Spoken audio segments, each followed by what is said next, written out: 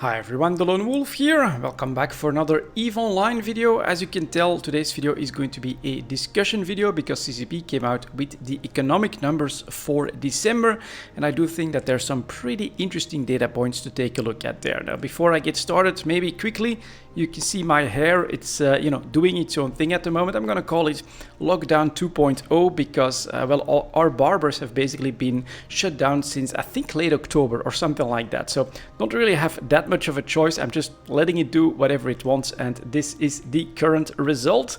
Since I work from home, it's not a big deal anyways. So if you want to read along or take a full look at the entire dev blog for yourself, just follow along here. You can go to eveonline.com and click on the news link. That brings you to the articles website, and down here we actually have the dev blogs with the monthly economic numbers for December. That's currently the latest one. If we click on that one and we can go down, we can right away start with a super interesting chart, something that we haven't seen for a very long time, probably ever in the economic report itself. Perhaps in the old days of EVE Online we've had this before, but we actually have destruction that has overtaken production for a certain period of time in EVE Online. Obviously, this is tied to the war. We had a couple of really large battles that happened in nullsec. Lots of Titans destroyed, Keep Stars have been destroyed as well. The Imperium infrastructure up to a certain point I think has been completely razed, and this is the result of that. We actually have a huge amount of destruction that has happened in the month of December, at least the second half of that, and then the start of January as well. So a pretty nice war if you're looking for a sign that perhaps some of the stockpiles are starting to be depleted, and perhaps the situation won't be as dire when it comes to the rebalancing of capitals and supers.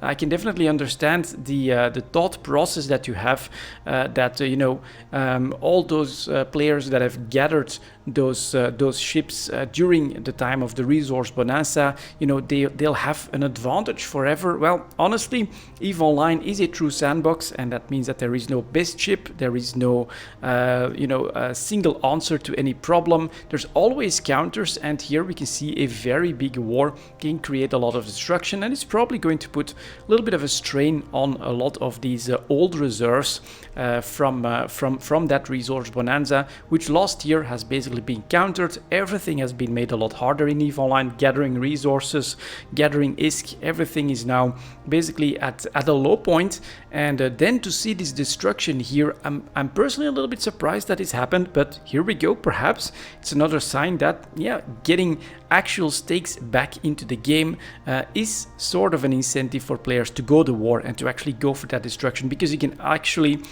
deal a blow that is meaningful to the enemy. And so we had the invaders of the Imperium that have been doing a lot of destruction, took down a lot of their infrastructure, but at the same time I think I'm not exactly up to date on everything that happened in the big battle and after that, but the second timer for the Keep Star was really bad for the attackers, and a lot of their super fleet is now basically trapped in that system, and all those pilots are locked out. But if they want to bring them back, they'll have to mount a massive rescue operation.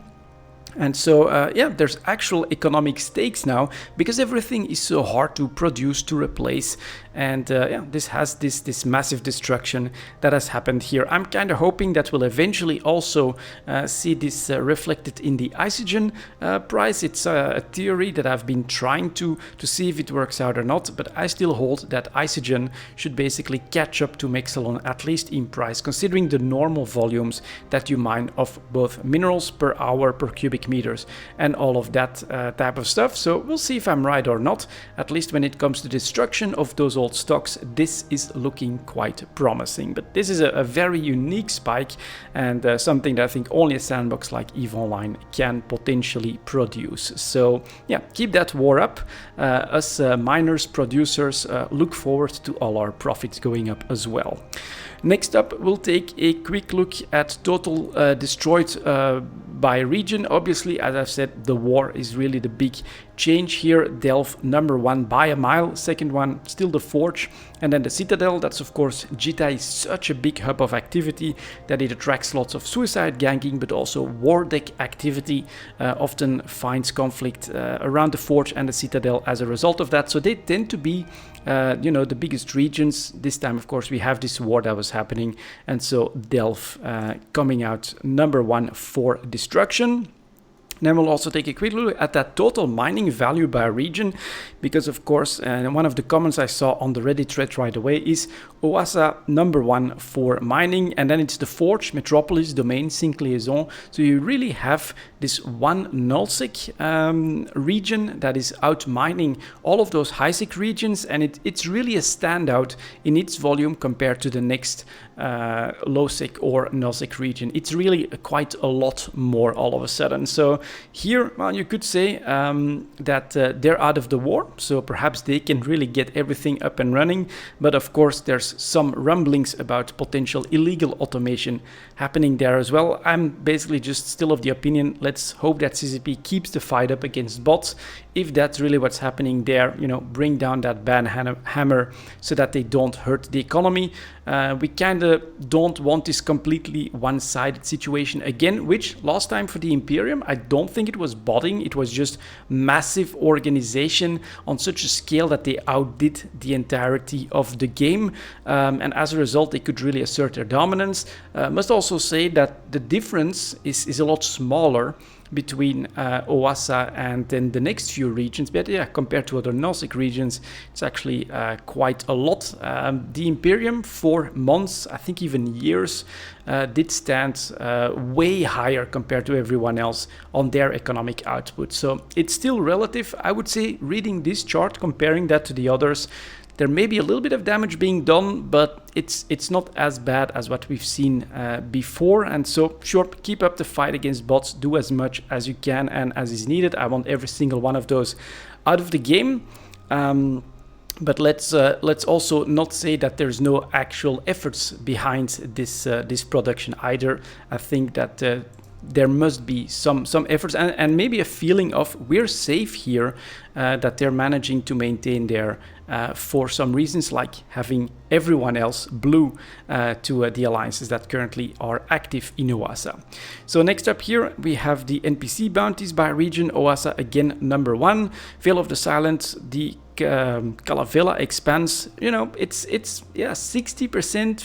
40%, 60%, maybe 50% more than the next one. So it is definitely more than everyone else, but it is not by such a large margin that I think it's completely out of bounds of what could be happening, with more organizations, more players, and perhaps, a little bit more safety and things like that. So we'll see. I'll try to keep an eye on all of that, but as you guys know, I'm not a nullsec player, so I'm not going to get too involved in those politics.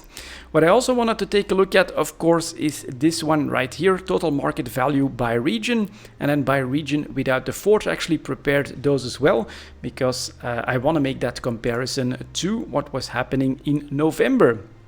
So here we have Jita, of course, still number 1 by a mile. This 50,000 billion, 400,000 billion, so 8 times larger. Is that correct? 10 times, yeah, around 8 times larger than Amar, more than 8 times larger than Amar. For Jita, still sizably ahead, but what's really interesting is, of course, Amar is just over the 50,000 billion range, and then if we go to this chart from November, you can see that we had a little bit more margin here on Amar. So Amar is actually has actually shrunk over the month of December when it comes to total market value. A trend difference when the Nyarsa system first fell, and the distance between Amar and Jita was really pulled up to a massive amount of jumps if you want to go through highsec, like 50 plus or 40 plus or something like that. At first, we actually had Amar starting to really create its own influence around itself and growing in size. That trend seems to have stopped, but we've got a next chart here as well. There is a but to this answer. You could say, well, this is what the other players have been predicting, Jita is just going to consolidate itself as the #1 place for trading, and it's just going to, drive even more activity to that Kaldari region. Well, let's take a look at what's actually happening if we don't look at the forge. Here is Amar. This is the December numbers, and you can see here we have 5 liaisons, so that's probably going to be Dodixie above 20 billion. But what you really should look at is this right here. Metropolis well above 10, and then Heimatar also above 10,000. And then if we take a look at the chart for November, we have Metropolis just reaching 10,000 billion, and then Heimatar below 10,000 billion. So there's actually a little bit of a switch. Indeed, it is. You could say it is that move towards Jita, but for now, it looks like a lot of the Amar trade is actually finding its way into the Minmatar regions before making its way to Jita. So this is kind of interesting. A little bit of a decline in Amar, but the Minmatar trade hubs seem to be going up as a response to that. So it's not just everything that's going straight into Jita. We're still trying to find that balance. And for the month of December, unfortunately for the players around Amar, they're taking a hit there. But for the players in Minmatar space, I happen to be in Minmatar space. It's very good news. I assure you that's entirely by accident. That was not planned or anything like that. But yeah, I'm seeing a lot of activity and trade in Rens, and heck, I'm having a good time selling the stuff that I find when it comes to my exploration. And so yeah, you do get that feeling that Minmatar space has basically moved a lot closer to the center of the universe and is at the moment reaping the benefits from that when it comes to their trade amounts. So that's pretty damn cool as well. And then next up, of course, we have another big chart here, which is about the sinks, and that's not where I want to go. Here we go, sinks and faucets. So let's take a detail of this one. Not sure if we can see everything. Yeah, that's quite okay. So faucets, 91.5, almost 6 trillion. ISK sinks 74, but then active ISK delta went down almost as much as the sinks, and we actually have a net loss that's, well, a decent amount. So this is either bans, so botting accounts, ISK that has been banned from the game, or less activity, of course. And I'm not really sure where we should put that one for now. What's really important, I think, is that the bounties have gone well below commodity payouts. So this is a video that I made as well. So we get the overseer effects, which you can sell to bounties, and also the blue loot from Wormhole Space, which you can sell to NPCs, not bounties, to NPCs.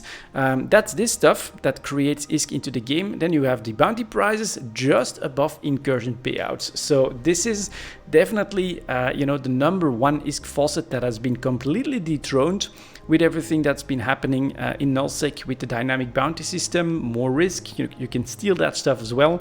That activity has decreased quite significantly. I would say the war probably has a lot to do with that as well, with like 2 major groups really throwing everything at each other. I don't think that they want their members to be ratting instead of being on the battlefield, so that's going to play in that as well. But this is quite a significant turnaround, and I think that the next chart or one of these showed things quite interestingly enough. I think it is this one.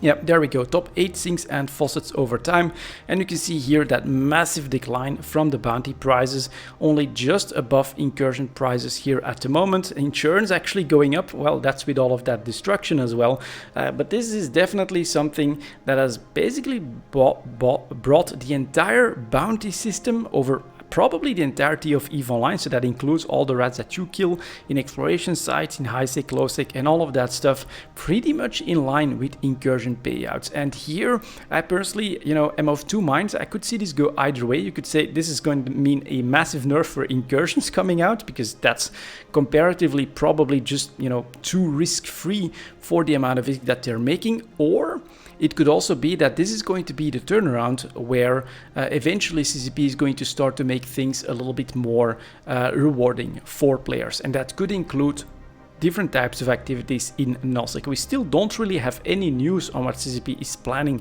for EVE Online in 2021, but these, I would say, are 2 very interesting data points in these economic numbers that could indicate it's starting to be the right time for a turnaround. We've got bounties that you could say have been fixed or completely neutered, completely broken, whatever you want to call it, but these faucets are definitely not open anywhere near what they were before.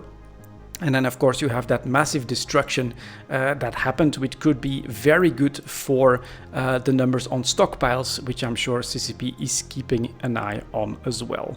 So that's what's happening there. And then we have money supply, velocity of VISC. We could take a quick look at that. But yeah, money supply still, you know, took a little bit of a beating here in December, actually went down a little bit, but in January already recovering and sort of stabilizing. So that actually feels like it's kind of okay. You could say that that decrease is maybe that minus 53 billion. Is it bans? Is it players that are no longer counted as active for some reason? I'm not sure how exactly that is calculated, but it's probably going to be a big part of that decline. And then the velocity of VISC is actually going up. So this could mean a little bit more trading, a little bit more industry happening as well with all of these losses. That could actually be pretty healthy for all of that. So yeah, a bit more ISK trading hands here. And then of course, I think we want to stop with this one. The economic indices, here is the mineral price index, of course, still going up even higher. But what I kind of find interesting is that consumer price index, you can see that since 2008, decently flat. And that's exactly what I sort of was talking about as well in some of my videos. It's that, sure, for the first part of the year, you can see that here in that mineral price index, resource creation has been hit very hard with nerfs. Everything has been made harder when it comes to mining certain resources, creating lots of stuff into the game. All of that has come under pressure quite a little bit. But then that one big change with the dynamic bounty system has actually kept total price-wise things decently well balanced. Tech 2 has like a decently balanced set. Some of the in-meta ships are actually a little bit higher, but some of the out-of-meta ships, mostly Amar stuff from what I've seen, is actually a little bit lower in price and quite affordable. Faction stuff, again, same story I would say. Shield stuff, very expensive. Armor stuff actually pretty cheap at the moment. A decline in PI, definitely. Advanced moon mats, quite a few of them under pressure. Salvage under pressure. So it's not like everything has just exploded into inflation because CCP has made production harder. No, there is this decently good balance overall for that consumer price index, despite this incredible increase in mineral price index. And that of course does mean that that activity, actively mining, gathering resources in EVE Online, has increased in value quite a lot compared to some of the others, primary production, secondary production, losing ground quite a little bit, but that will include that stuff like PI, like salvage, which is decently passive, and perhaps also margins on industry. I don't think it's that easy to make a lot of ISK in the current environment. But overall, yeah, that consumer price index staying decently flat is actually quite an achievement if you're looking for something that doesn't grow out of control because of the change that you've made to the economy. To me, that feels like they probably managed to do what they want. If we want to end up with this over the last 3 years, you can see that right here, November of 2019, so about a year ago, the change started. Mineral price index going up quite a lot, and consumer price index not really taking off that much because primary and secondary have actually gone down, but not like in the same amounts or anything like that. So overall, yeah, pretty robust economy that has weathered this mineral storm quite well, I would say. So yeah, very, very interesting stuff. After that, you can delve even deeper on all of these indices, get full details. You can do a full download on all of this as well. It's an incredible report, quite unique, I would say, in the world of gaming, but I thought I'd make a video about this one because this is quite unique, that destruction. I mean, those guys in 06 slugging it out in those tie-dye fists, not exactly my cup of tea, but really impressive to see that dedication to the game and to trying to take each other out. And then of course, yeah, the bad news for players that were looking for more growth in Amar, actually looks like that trend has reversed and that trade is slowly now moving in Minmatar space. Actually, we're seeing some growth over there. And then finally, of course, these ISK faucets. I would say that this is an interesting metric, and I'm really not sure where CSP is going to go from there. But in my opinion, it could go either way. This could be like, all right, we are at our bottom for our nerfs. Everything is, you know, being hit very, very hard, including the bounties. It's time to start to go back up, or, well, maybe the next one could be in the crosshairs, and then my ISK or money would of course be on incursions, because I would say that there hasn't quite been a balancing of risk reward compared to, for instance, the ratting ISK that has been nerfed so massively. Yeah, that's gonna be my video on the economic numbers for December, guys. Thank you very much for watching, and as always, I'll see you next time.